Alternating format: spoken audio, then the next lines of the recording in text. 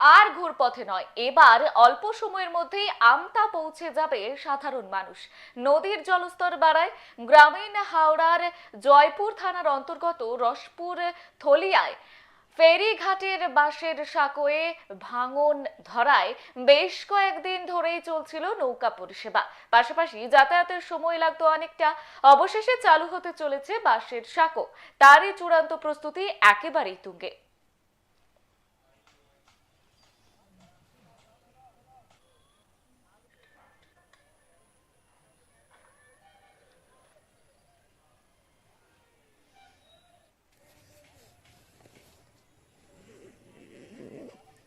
এই যে বন্যার কারণে বাঁশের শাঁখো ভেঙে গিয়েছিল, তারপরে আবার বাঁশের শাঁখো শুরু হচ্ছে, মানে তারপরে কি বলবেন?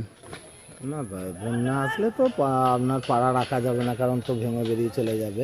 এর জন্য তো নৌকো ব্যবহার করতেই হবে। আর দ্বিতীয় নম্বর কথা হচ্ছে, এখন নদীর জল কমে গেছে, এখন পাড়া হলে যাতায়াতের সুবিধা হবে। টুকটাক মানে কী বলুন দেখুন, ওই যে টোটো বলুন বলুন এগুলো যাতায়াত করতে পারবে, কিন্তু ইঞ্জিন গাড়ি বলুন, কিন্তু নৌকো থাকলে এগুলো তো হয়ে ওঠে না। এটা হচ্ছে একটা বিষয়। মানে এই যে পাড়া শুরু হলো, অনেকটা সুবিধা। হ্যাঁ, অনেকটা লোকেরও ধরুন ঘুরপথ দিয়ে যে ঘুরতে হতো আমতা দিয়ে বা ওদিক দিয়ে উদয়নাথপুরের দিক দিয়ে, এতে করে কি এটা দিয়ে অনেকটাই সুবিধা হবে মানুষের যাতায়াত।